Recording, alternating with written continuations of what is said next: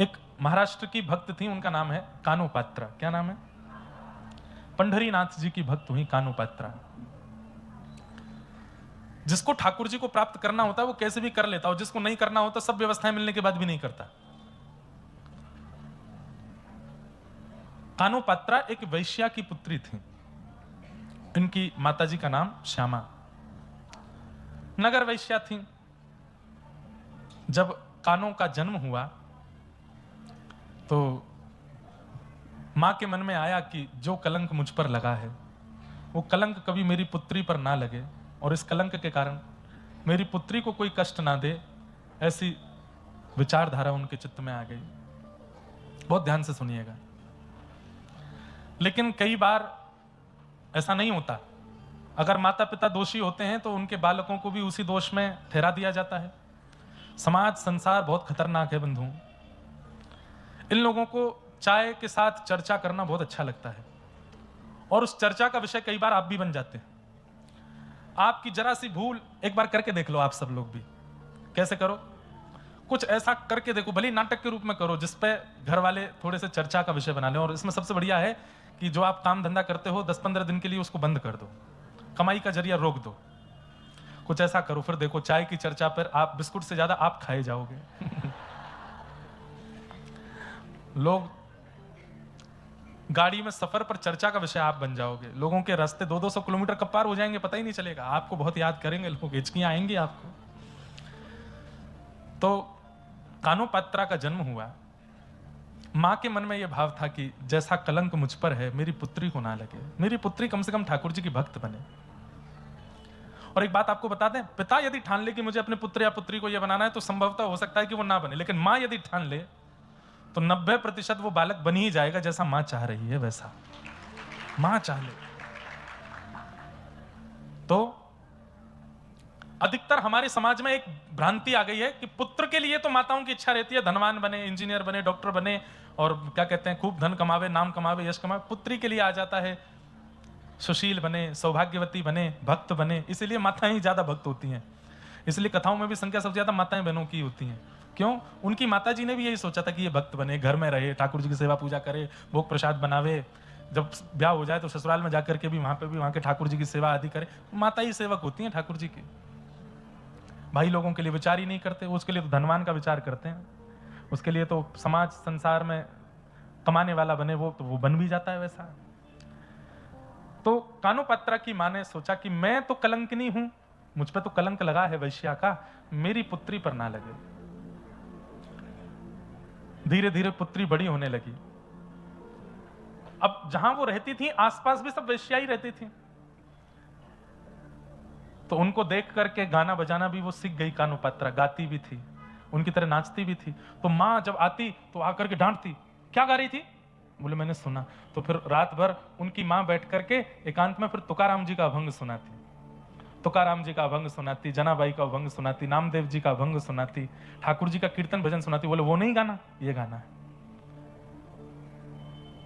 धीरे धीरे कानोपात्रा में वैसी ही भक्ति जागृत होने लगी, वैसा ही भाव कानोपात्रा के चित्त में आने लगा।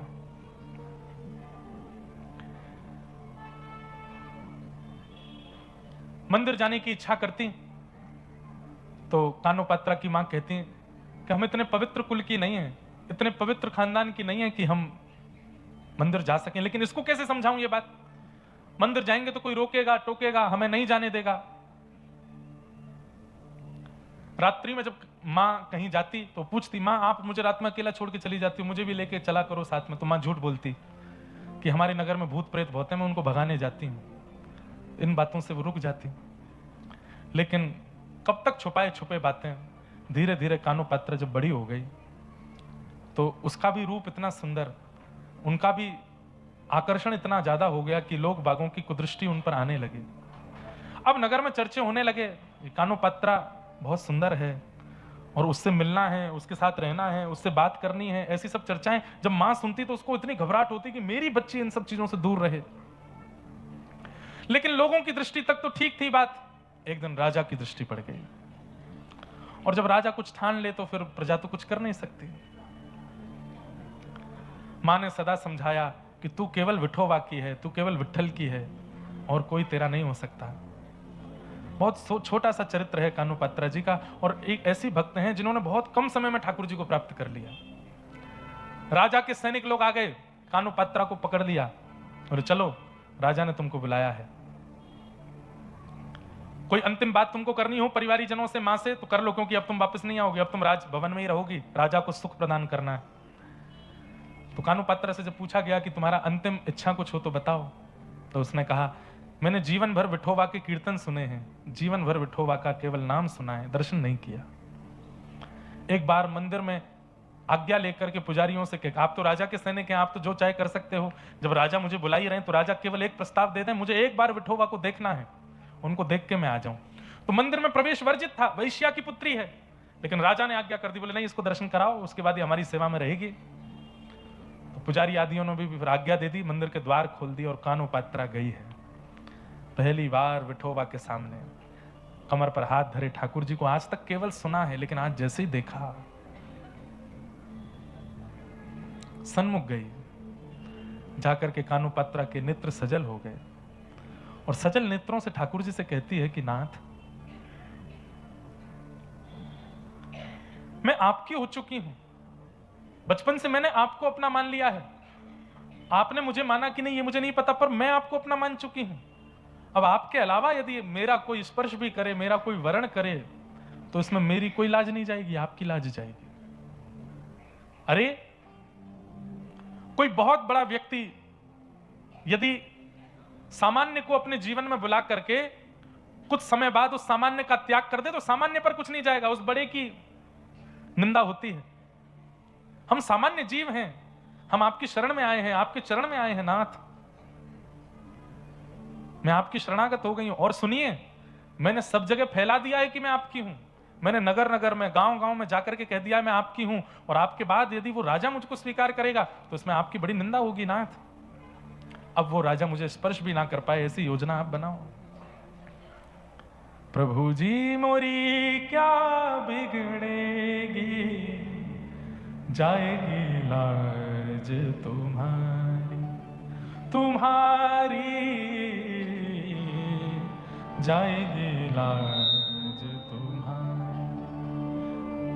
हरि जी मोरी क्या बिगड़ेगी, जाएगी लाज तुम्हारी, तुम्हारी जाएगी लाज तुम्हारी। मोपति पाँच पाँच के तुम पति, सो पति काहे बिसारी। भीष्म द्रोण और कर्ण दुशासन, इन मोरी लाज बिगाड़ी। हरि जी मोरी क्या बिगड़ेगी, जाएगी लाज तुम्हारी, ओ जाएगी लाज तुम्हारी। सूरदास पाछे पछतई हो, आप पीछे पछताओगे जब जब जब मोहे देख उघारी। वैसे तो द्रौपदी के चीरहरण के प्रसंग का पद है, परंतु हर भक्त ठाकुर जी से कह सकता है कि नाथ, यदि ये संसार मुझे अपने चंगुल में फंसा रहा है तो इसमें मेरा कुछ नहीं जाएगा। मैं तो अपने आप को आपके सन्मुख अर्पित कर चुका हूं, अपने आप को आपके हवाले कर चुका हूं। अब आपके हवाले आने के बाद कोई और मुझे स्वीकार करे, इसमें मेरा कुछ नहीं बिगड़ेगा। आप कमजोर हैं, ये पता चलेगा दुनिया को कि आपकी शरणागति प्राप्त करने के बाद भी किसी और के प्रति मेरा मन जा रहा है, कोई और मुझे खींच रहा है। कानूपात्रा ने ठाकुर जी से कह दिया, और यदि आप मुझे स्वीकार नहीं करे हैं तो फिर आप पूरे पंढरपुर में जाके घर घर में जाके बता दीजिए सबको कि कानूपात्रा को मैंने स्वीकार नहीं किया। लेकिन नाथ, उसमें आपको बहुत श्रम होगा, इतने हजारों घरों में हर घर में जा जाके आपको बोलना पड़ेगा कि कानूपात्रा मेरी नहीं है, कानूपात्रा मेरी नहीं है। इतनी हजार जगह जाकर के आप श्रमित होंगे, उससे अच्छा तो इस कानों को स्वीकार कर लीजिए ना। ये सामने खड़ी है, द्वार पर खड़ी है, आपके हाथों में हथकड़ियां, पैरों में बेड़ियां, सैनिक तलवार लेकर के खड़े हैं। कानूपात्रा हाथ जोड़ करके ठाकुर जी से कह रही है कि नाथ, मैं आपको मान चुकी हूं अपना, अब आप भी मुझे मान लो। एक क्षण के लिए एक दिव्य तेज प्रकट हुआ, सबके नेत्र बंद हो गए, सब अपनी आंखें छुपाने लगे, और एक क्षण बाद जैसे ही वो तेज विश्राम हुआ, हथकड़ियां रह गईं, बेड़ियां रह गईं, कानुपात्र अंतर ध्यान हो गई, विठोबा ने अपने भीतर उसको समाविष्ट कर लिया, अंतर ध्यान हो गई, तन पड़ा रह गया वहीं पर और विलीन हो गई ठाकुर जी में।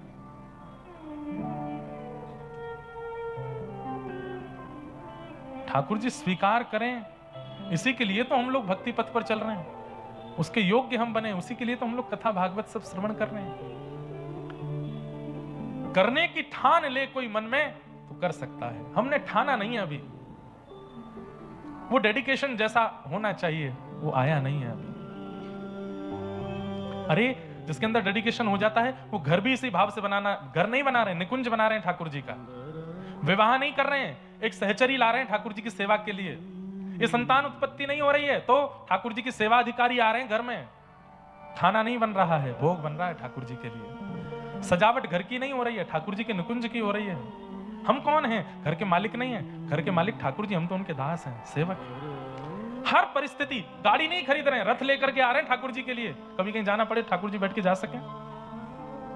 हर व्यवस्था ठाकुर जी के संबंध की हो जाए हमारे जीवन में, तभी हमारा जीवन सार्थक है। बाकी दो जगह पैर रखे रहो, भक्ति भी कर लो, संसार को भी स्वीकार कर लो, उससे कुछ नहीं मिलने वाला।